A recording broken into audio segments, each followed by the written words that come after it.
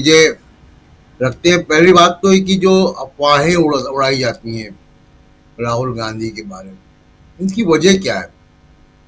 रोज ये जो हिंदू मुसलमान वाला मीडिया है वो अफवाहें उड़ा रहा है कि अ, महाविकास अघाड़ी में फूट है, अब अलग हो रहे शिवसेना, बिल्कुल अलग ही कर दिया था।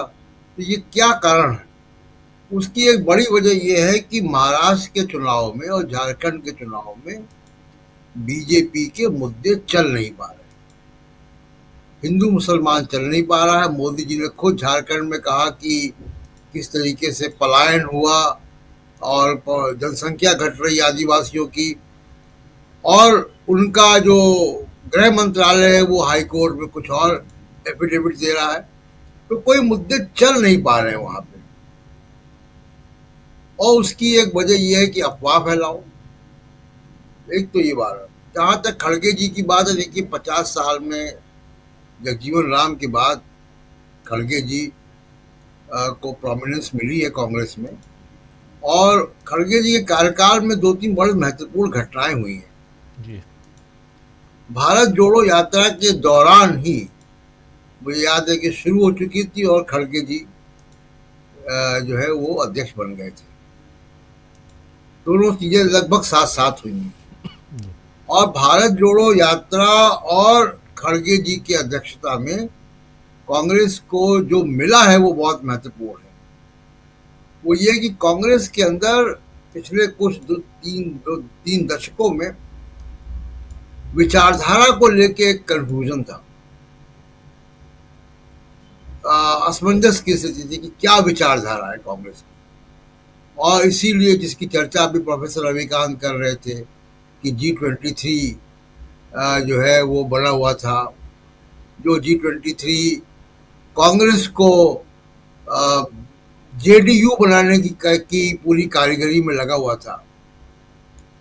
तो वो सबसे बड़ा ये हुआ कि वैचारिक क्लैरिटी कांग्रेस के अंदर आई है, और उस क्लैरिटी से क्या हुआ है कि बहुत सारे वर्ग जो कांग्रेस से अलग हो गए थे, चाहे वो अल्पसंख्यक हो या वंचित समाज के लोग हो, वो कांग्रेस को वोट देना बंद कर चुके थे। इसीलिए कांग्रेस की ऐतिहासिक रूप से सबसे बुरी परफॉर्मेंस हमको 2014 और 2019 में देखने को मिली। वो वैचारिक क्लैरिटी अब आई है, और उस क्लैरिटी के दो बड़े जो मैं कहूंगा बेंचमार्क है, जातिवाद जनगणना की डिमांड और आरक्षण का 50% की सीलिंग को हटाने की बात। ये दो चीजें खड़गे जी के कार्यकाल में हुई, उपलब्धि हुई। अब उसका वजह, उसका आउटकम क्या हुआ? उसका आउटकम देखिए, कर्नाटका इलेक्शन कांग्रेस के पास वापस आया। कर्नाटक, तेलंगाना में कांग्रेस ने जब से तेलंगाना बना पहली बार जीत हासिल की। हिमाचल की सरकार लौटी।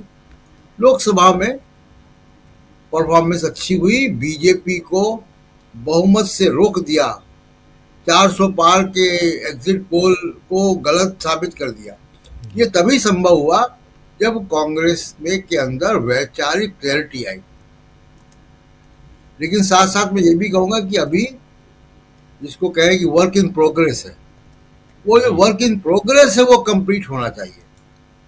कि यानी अभी तक जो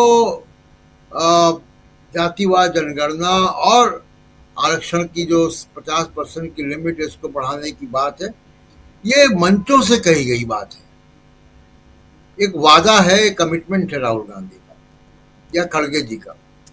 लेकिन अब इसके बाकी तार जोड़ने पड़ेंगे। ये कैंपेन कैसे होगा, ये आगे कैसे जाएगा, इसके हिसाब से ऑर्गेनाइजेशनल स्ट्रक्चर कैसे होगा, ये मैसेज राहुल गांधी का नीचे तक कैसे जाए। कहीं कोई तार जो है जुड़े नहीं है, जिसकी कि हमको एक मिसाल देखने को मिली हरियाणा में। मुझे लगता है कि कांग्रेस इसको एड्रेस करेगी। तो खड़गे जी के कार्यकाल में ये सब चीजें जो कांग्रेस के अंदर हुई हैं, मुझे लगता है कि कांग्रेस के अंदर 180 डिग्री का जो परिवर्तन देखने को मिल रहा है वो खड़गे जी के 2 साल के कार्यकाल के दौरान हुआ है, राहुल गांधी की भारत जोड़ो यात्रा के दौरान हुआ है। ये दोनों घटनाएं एक साथ हुई हैं, जिसने कांग्रेस को, मैं कहूंगा कि, नया जीवन दिया है। क्योंकि तमाम ये मीडिया, इलेक्शन कमीशन, पैसा, अडानी, ये सब के बावजूद कांग्रेस वहां वापस आई है जब इसकी ऑबिचुरी लिखी जा रही थी कि कांग्रेस अब खत्म हो चुकी है। तमाम सारे लोग, ऐसे कमेंटेटर्स कह रहे थे कि कांग्रेस अब तो है वो खत्म हो चुकी है। एक बात। दूसरी बात, जो राहुल गांधी का वीडियो आपने दिखाया जी स्टॉक मार्केट वाला, बहुत इंपॉर्टेंट है। पूरा मिडिल क्लास इससे प्रभावित होता है, बहुत मिडिल क्लास का बड़ा हिस्सा प्रभावित होता है। पिछले ट्रेडिंग सेशन में 6 लाख करोड़ रुपए डूब गया है स्टॉक मार्केट में। एक महीने की अगर हम बात करें राजीव जी, तो एक महीने में 7.5% स्टॉक 40 मार्केट नीचे। 40 लाख करोड़ रुपए महीने भर में, 40 लाख करोड़ हाँ, रुपए डूबा है, 40 लाख करोड़। 7.5%। जी जी, साढ़े 40 सात लाख परसेंट करोड़ जी। मैं तो कल की बात कर रहा हूँ कि कल के ट्रेडिंग सेशन में 6 लाख करोड़ रुपए डूब गया। तो इसका कोई कोई गारंटी है? कोई कोई सर्किट ब्रेकर तो लगते हैं, लेकिन वो सर्किट ब्रेकर का फायदा किसको होता है? ये माधवीपुरी बुच किसके लिए काम करती हैं? हम सब देख चुके हैं लगातार, चाहे वो हिंडनबर्ग की रिपोर्ट हो या उसके बाद के इन्वेस्टिगेशन हो, कि माधवीपुरी बुच के कॉन्फ्लिक्ट ऑफ इंटरेस्ट कितने ज्यादा हैं। किन कंपनियों को अप्रूवल मिलता है, उन कंपनी से उनको किराया मिलता है, उनको उनकी सैलरी आती है, बहुत सारे कॉन्फ्लिक्ट ऑफ इंटरेस्ट हैं उनके। और वो पहली सेबी की चेयरपर्सन है जो कि नॉन आईएएस हैं। अभी तक की परंपरा रही है कि आईएएस अधिकारी बनता था, वो सीधे सीधे कॉर्पोरेट अपॉइंटी हैं, कॉर्पोरेट सेक्टर से आई हैं वो। तो ये सारी चीजें हो रही, इसके लिए एक बड़ा फ्रेमवर्क तैयार होना चाहिए कि इन्वेस्टर्स का इंटरेस्ट जो है वो पैदा हो।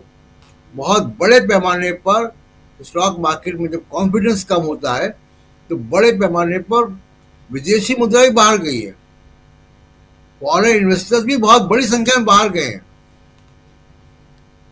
इसलिए ये पहल बहुत इंपॉर्टेंट है। मुझे देखना होगा कि आगे ये लोग क्या करते हैं कि स्टॉक मार्केट में मिडिल क्लास का पैसा जो है वो इस तरीके से पानी की तरह न बह जाए कि कोई एग्जिट पोल करे तो स्टॉक मार्केट ऊपर हो जाए, फिर चुनाव के रिजल्ट आए, स्टॉक मार्केट डूब जाए, और इस पूरे 48 घंटे के खेल में कुछ लोग 10 लाख करोड़ रुपए कमा लें और इन्वेस्टर का पैसा डूब जाए। ये इसकी तो जांच होनी चाहिए, सामने फैक्ट्स आने चाहिए, और इसका कोई एक फ्रेमवर्क बनना चाहिए कि इसमें कोई सेफगार्ड्स आए। जी राजीव। जी बिल्कुल, बिल्कुल आप सही